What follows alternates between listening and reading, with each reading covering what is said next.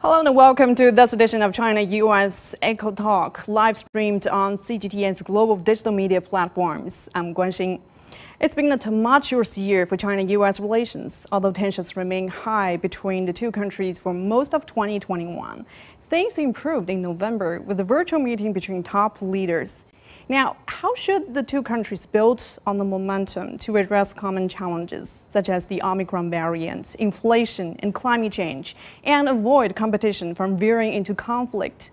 To delve into these issues, it's our honor and pleasure to be joined by two renowned economists from both countries, Professor Michael Spence from New York University, a Nobel laureate in economics, and Professor Justin Lin, Dean of the Institute of New Structural Economics of Peking University. Welcome to the show, and thank you both for your time today. Good to be with you. Well, it's only a couple of weeks to go before the new year. So, Professor Lin and Professor Spence, would you please use one word to describe the year of 2021? And what's the outlook of world economy next year? Well, maybe Professor Spence will say first. He's my senior. Okay. I would use the word roller coaster. I use the word depression. Would you please elaborate, Professor Spence? You first. Yeah, I mean, in the first part of the year, I thought, China had successfully contained the virus. We were in a very rapid recovery. The United States and the developed countries had a vaccine rollout. It was starting to gain momentum more broadly in middle-income countries. And so I thought we were, on the way to recovery. And then the second half of the year arrived with the Delta variant, huge negative climate events, the supply chains clogged up, and a whole lot of other things that felt like, a roller coaster. We're up, we're down, we're up, we're down. So that's how it felt to me. What about next year?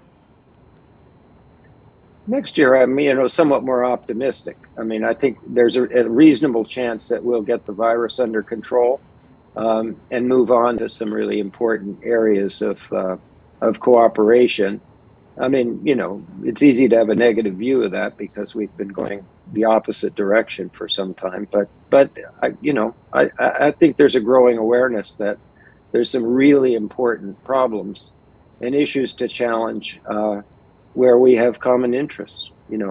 We have an inequality problem. Common prosperity is an important idea. The list. I won't list it now, but there's a long list of areas where we have common problems and could benefit from cooperating with each other and solving them. Indeed, it's very important to build consensus and work together. And Professor Lin? Well, I think that the pandemic has lasted much longer than we expected, and it has been almost 2 years now. Right. And we are still under new threat and so on, like Omicron. And because of this concern, the economy has been affected. The life has been affected much longer, much severe. And many people, like Professor Spence and myself, I think that our mobility was severely restricted.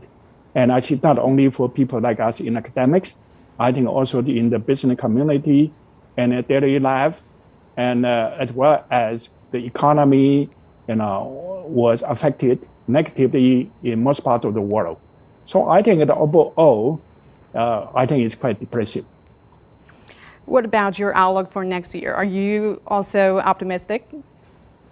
I think that there's a good chance to improve because now we understand the threat of this pandemic much better, and the willingness to cooperate, I think, will be enhanced.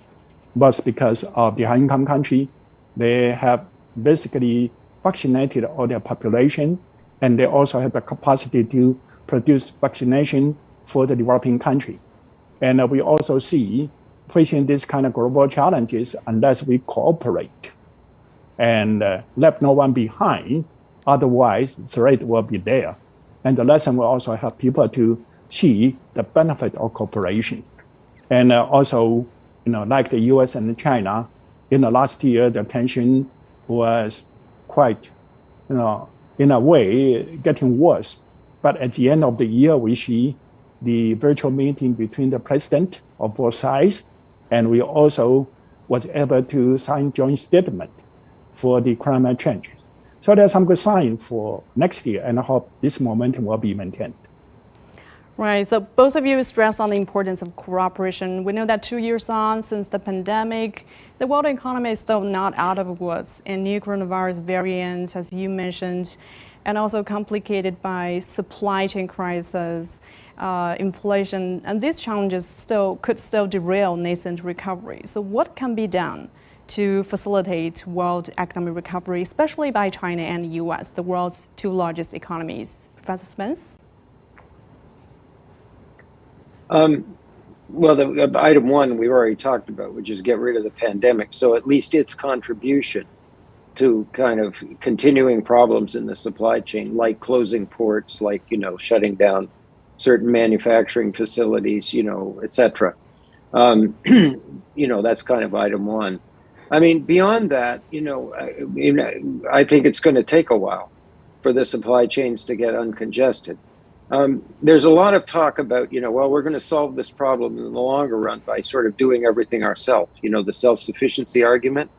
I mean, there may be a little bit of that in strategic areas, like medical supplies and whatnot, but that's not really the answer. The answer is that the supply chains were wound too tightly. The pandemic made it worse, because everybody in the supply chains went into survival mode, right? So you don't carry excess inventories when you're trying to keep your business from failing. And so once again, I mean, I think, where we need to cooperate is in finding ways to make the global supply chains that we're all dependent on less prone to adverse shocks, meaning less able to adapt to big shocks like this. And one of the ways we can do that is, look, if you look at these global supply chains and networks that Justin knows extremely well, they're highly decentralized. They're constructed in a highly decentralized way. The emphasis on efficiency and just in time, this and that, is way too high. And we have no visibility. There's nobody on the earth who can see the whole picture. There's just no database that allows you to do that. So we can cooperate on changing that situation. We can create incentives for resilience and capacity to absorb shocks, and we can cooperate on creating data that allows us to early detect when this system is starting to get under stress, and so countries, but businesses can start to adapt. So there's a lot of work to do, but the short run, we can't solve all these problems. We're just going to have to live with the fact that, we're short of semiconductors, period. No way around it. Right, and supply chain is also very important to China because China is a crucial link in the global supply system.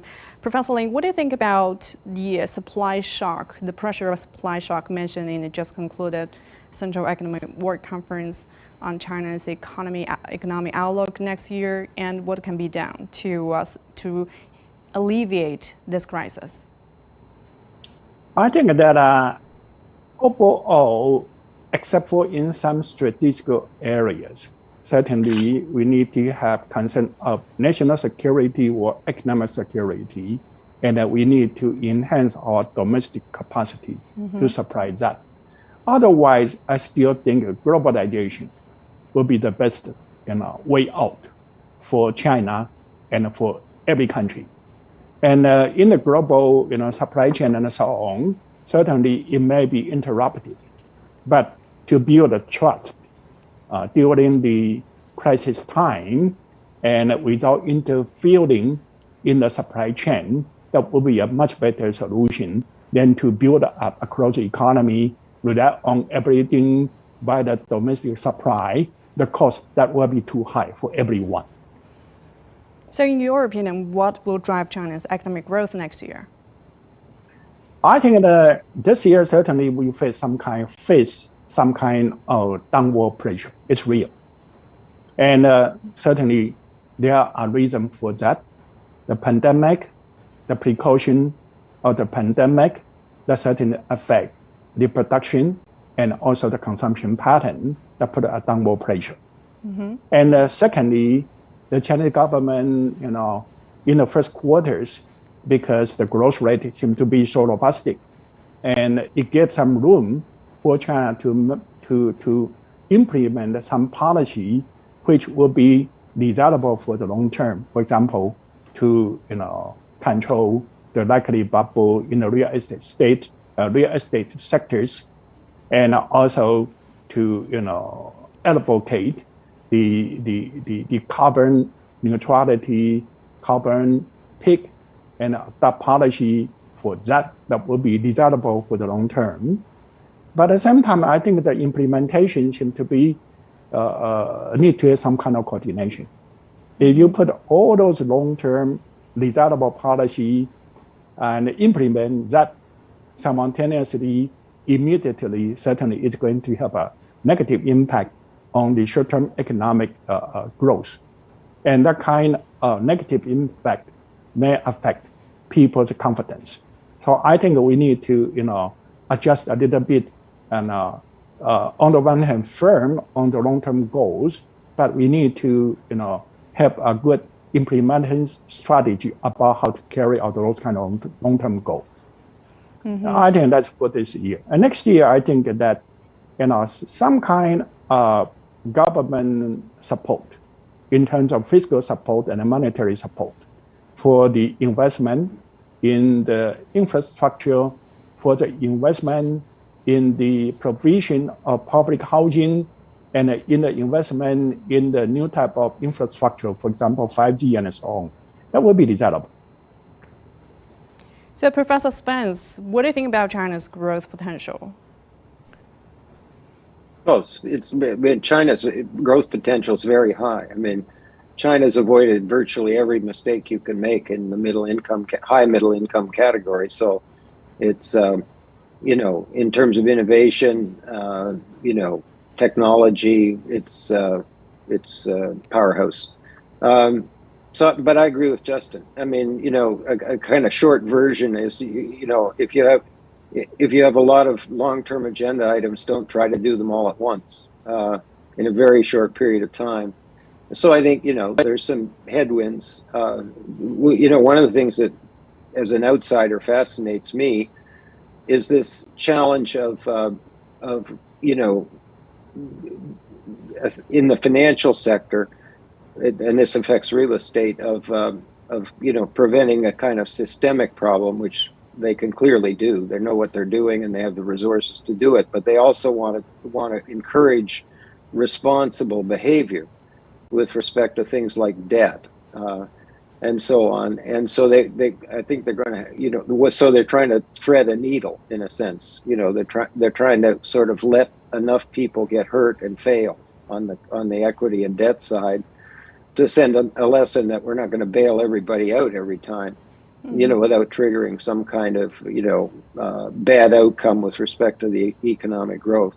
And, looks to me from a distance like they're doing a pretty good job of it so far. But yeah, there are, if you look at this, there's headwinds that are going to persist well into next year for growth. And probably one of the things governments could best do is just admit we have them and be honest with our citizens and say, this isn't going to be perfect by any means. Well, let's talk about the U.S. economy. Now, since all eyes are on the 6.8% inflation figure for November, the highest level in 39 years, Professor Spence, how stubborn do you think the inflation will be? Well, first, the approximate cause of this is we had a huge demand surge, right? We had accommodative monetary policy, huge fiscal programs to buffer the shock and now to build infrastructure, which we desperately need. And then we had built up savings accounts and pent up demand. I mean, everybody on the planet, who knew we were going to have a demand surge, and the supply chains, can't keep up with it, even if it's optimally managed. So we have demand. We've shifted to a supply constrained economic situation, and we have upward price pressure. The thing that the central bank hoped was it was transitory, and it's going to be much less transitory than anybody thought. Probably, well into next year. And so there is a very real concern now that inflation is going to become embedded at a much higher level. This is a complete change from the last 10 years. I mean, for all of the period after the great financial crisis, we were below inflation targets. We couldn't get inflation rate up to 2%. Now we're in a completely different world. And I think the central banks are in a very tough position, right? Because their credibility depends on dealing with inflation, but they really don't want to bring demand and supply back into balance by knocking the demand down, which they can do by raising the interest rates. And so they're in they're in a tough spot. And what I think they're going to start to do is they've been beaten up to the point that they're going to start reacting to the inflation, whereas their previous stance was, no, it's transitory. We're going to let it run through and it'll go away on its own. And I think that's not any longer deemed by the central banks and other regulators as the appropriate stance. Well, a very delicate stance indeed. So which one do you think is worse, tapering too fast or too slow? I think in terms of the central bank's credibility, going too slow and letting inflation get out of hand is, from a longer term perspective, is the worst outcome. I mean, I think we ought to go down the middle somewhere and start tapering pretty quickly. Mm-hmm. Well, Professor Lin, we know that China's monetary policy seems to be more independent at this time. China did not follow the United States to adopt a stimulus like they did after the 2008 financial crisis. This year, China lowered its RRR for commercial banks twice, and the most recent one is effective today. Help us understand China's policy response in the face of global inflationary pressure. And what do you think about the spillover effects from the United States and other countries? Well, first, as we just discussed, China faced some kind of downward pressure in the third quarter of this year, and likely the first quarter improve a little bit. But next year, because of the first quarter this year was growth so robust, and so next year we will face downward pressure.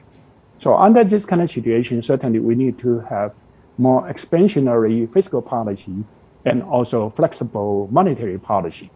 And as it reflects, the monetary policy is independent, but at the same time, the monetary policy, like the fiscal policy, need to take into consideration of the economic need. And I expect, this kind of adjustment is timely, needed, and overall, as you know, most other countries, they have the zero interest rate or even negative interest rate. But China's interest rate is still quite high. And as you know, the interest rate is about 4%, among the highest in the world.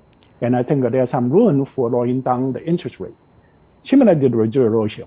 China's reserve ratio is still quite high according to the international standard. So I think the monetary policy still has some room to, adjust according to the needs of the Chinese economy.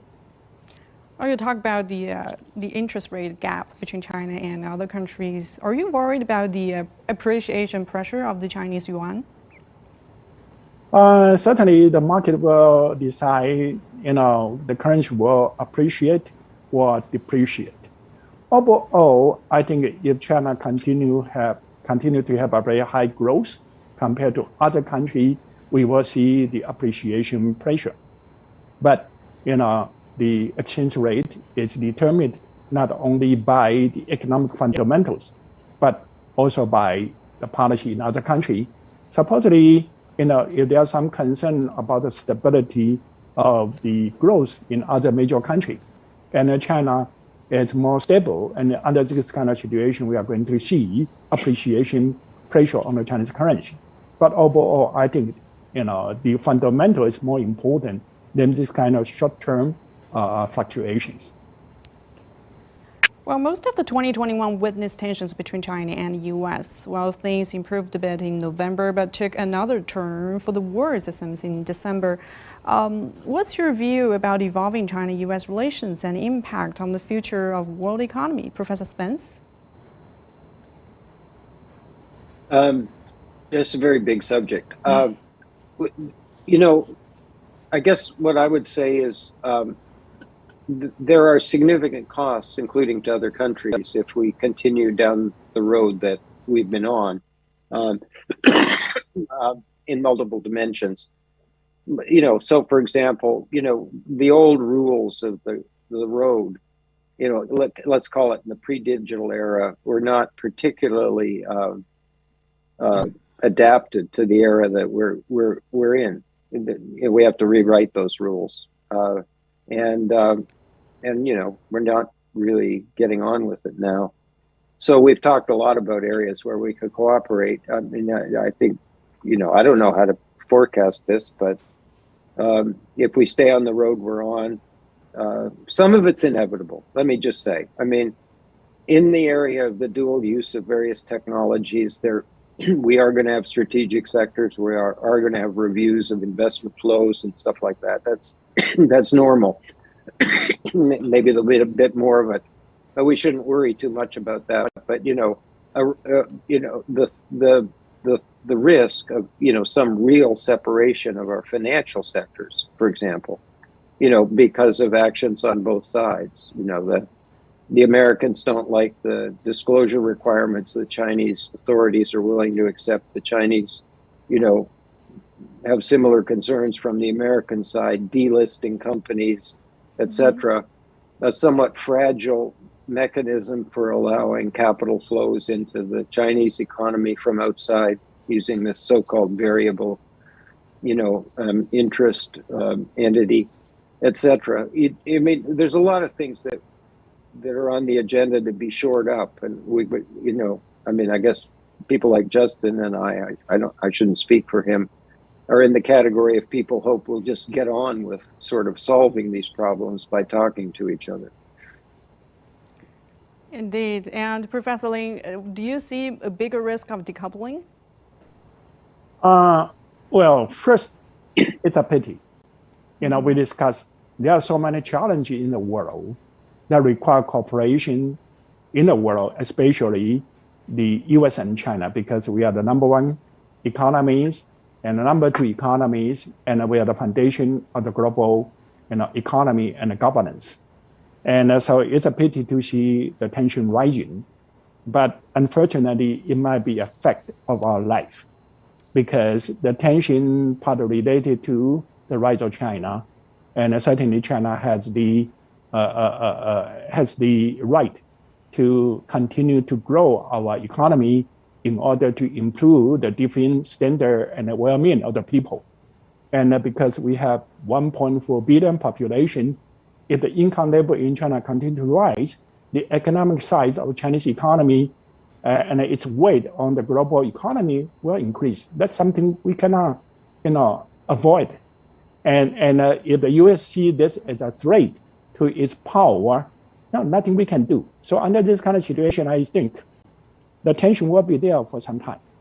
But hopefully through the, you know, through the you know, dialogue between, you know, intellectuals and also the policy communities, we can improve understanding of each other's intention.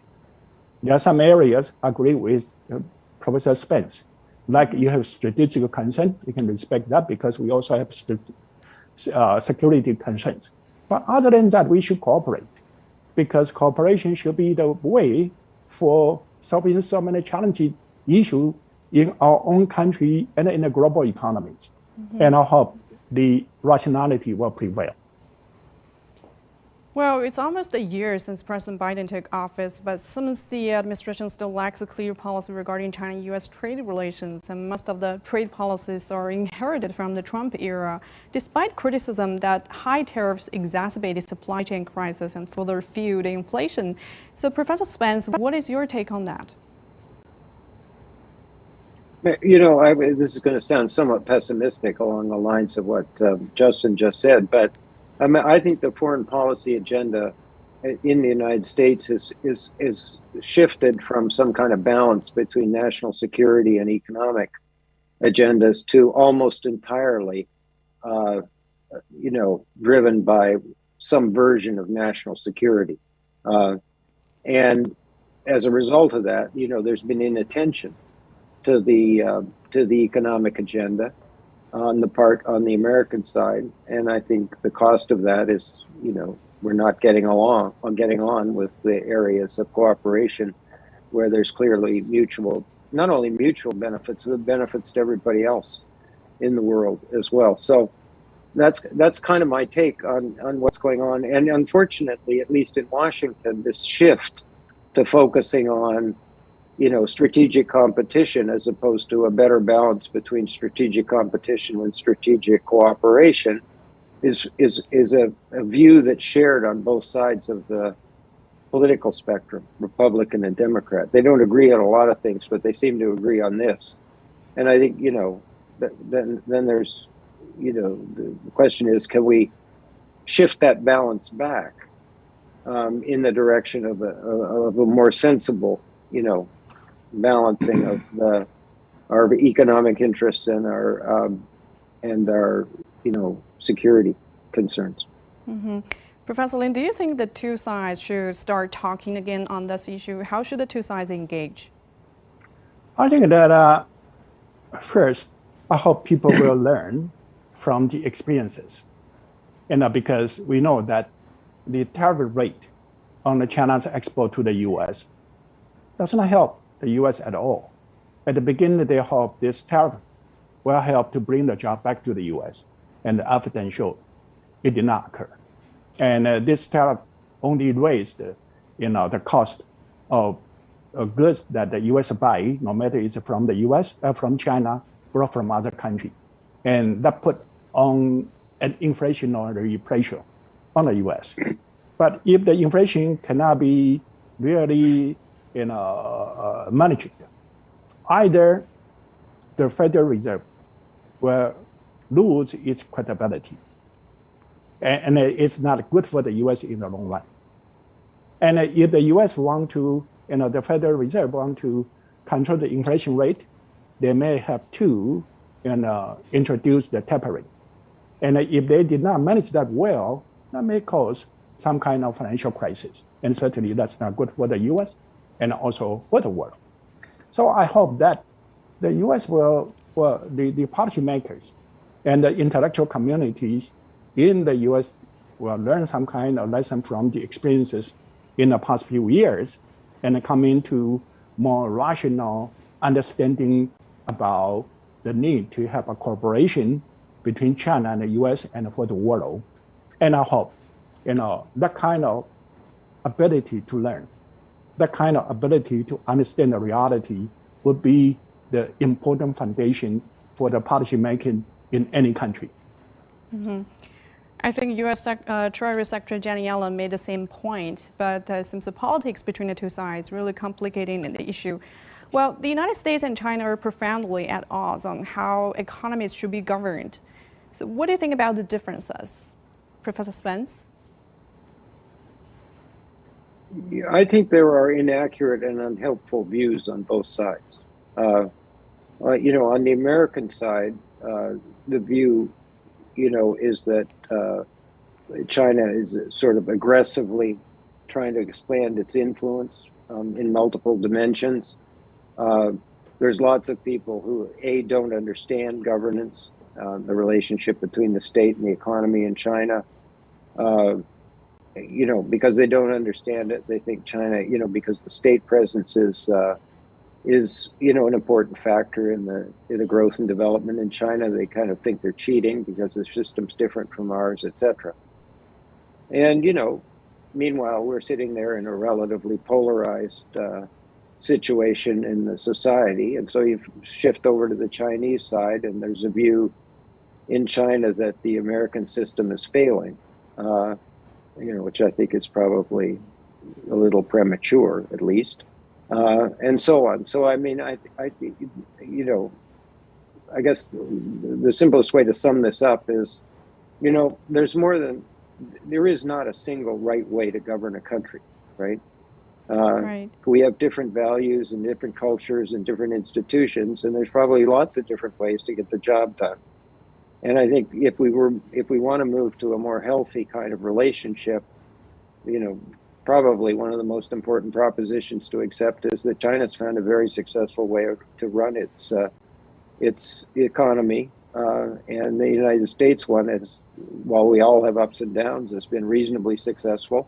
And just accept that we're different, and that may create sort of challenges and tensions, but if we stay in this mode that we found the right answer, I'm talking about either side, we found the right answer and the other people haven't, then I think, we're off on the wrong track. And Professor Lin, what do you think about the misunderstanding about China's system mentioned by Professor Spence? Do you think China's economic policies are unfair, as President Biden and a lot of American people think? Actually, I don't agree the economic policy in China is unfair.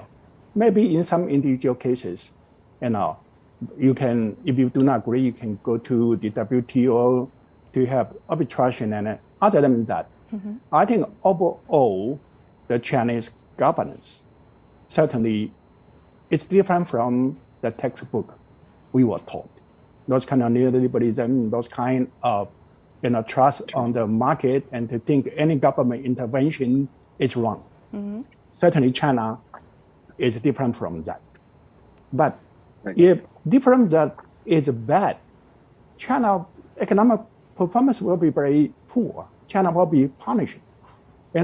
Other country doesn't have to say you have a wrong policy and so on, because economic performance will punish Chinese the policy mistake by itself. But overall, as you know, Chinese economy grow dynamically. Chinese, avoid any kind of systematic crises and so on. That overall, the policy in China should be considered as working well. And not only in China, if you look into the reality in other countries, in the US or in the European country, actually the economic governance rely both on market and the government, right? And it's a fact. So I think what's different about China is that China did not follow the textbook. China followed the reality, and this reality, the needs of the reality, actually is quite similar to other countries. Certainly, there's some kind of cultural difference. We respect authority, and other countries, their respect for authority may be a little bit less. But other than that, the economic, in reality, the economic operations, are governed by the similar governance structure. You need to have the market, and you also need to have a government to compensate the market value and so on. I hope we can increase understanding about China's economic system and its policies. And at the COP26 conference in November, the United States and China issued a joint statement in which they pledged to cooperate on fighting climate change. How should the two sides build on such momentum? What can the two countries do to achieve, what can they achieve by working together? Professor Spence? There's lots of ways we can cooperate. I mean, first of all, I think there's some technology that we need to kind of complete the journey to, a kind of stable, sustainable global economy. A lot of that technology, and let me call them solutions. It's technology, it's mechanisms, it's incentive structures. Whatever they are, we need to have them flow frictionlessly, freely and frictionlessly, all over the world. And both countries are going to be major sources of this. Also Europe, not to leave them out. So that's an area where we can cooperate and say, look, whatever tensions we have that disrupt the free flow of technology, we need to just remove them. When it comes to anything related to sustainability and climate change, or we're just not going to get there. And the second thing is, I wish the United States was making more progress in the same way China is in putting a price on carbon and having carbon trading systems. If we accelerate that, then I think we'll have done at least one piece of the puzzle well. And so that's another area where I would think, we could sit down and have an interesting talk about how to cooperate. Well, carbon reduction target is key to China's long-term development. Professor Lin, what do you think about the potential of China-U.S. cooperation in this area? Well, as you can see, China committed to its policy towards carbon neutrality. Although the cost for China is substantially high because China reached the carbon peak much later than other countries. But China want to, achieve carbon neutrality. That means China need to double the effort compared to other countries. But I think it's a good thing because climate change is a global challenge.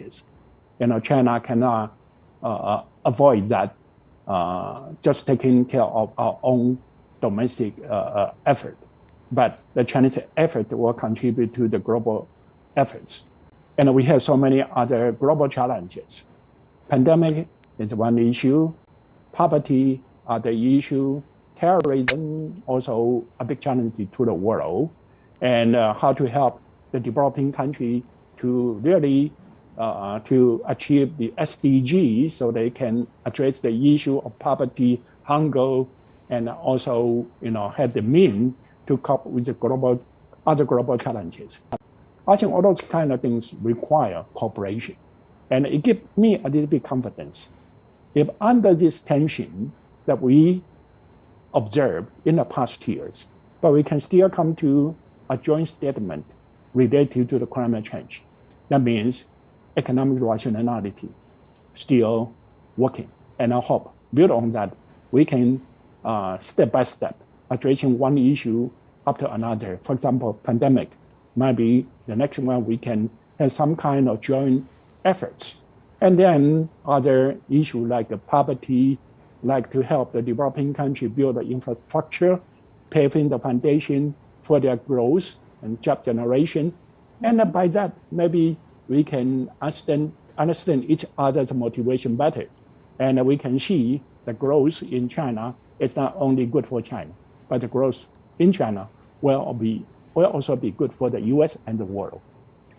Indeed, cooperation between them. If I could just add, this is an important point Justin made. Yes.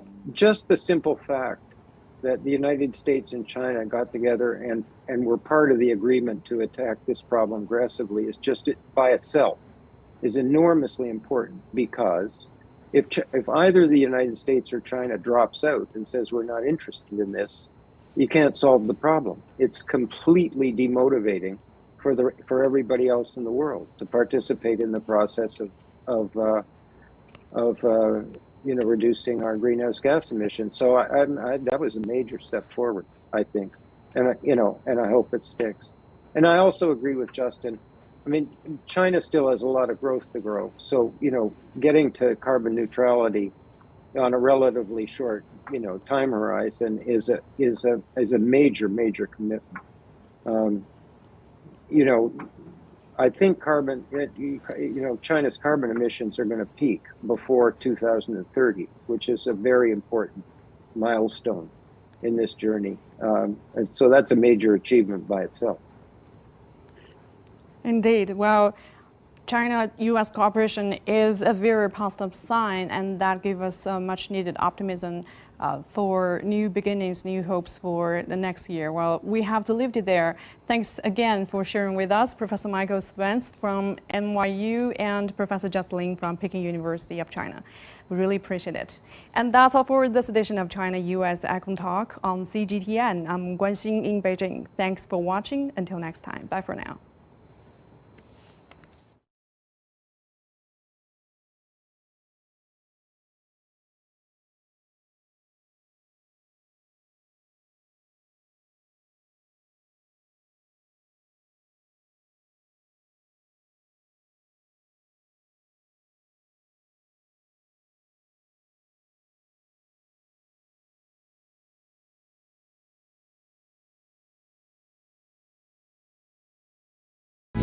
中天乘风破浪，中天1000多万名粉丝是最重要的推手，你们是台湾 No.1。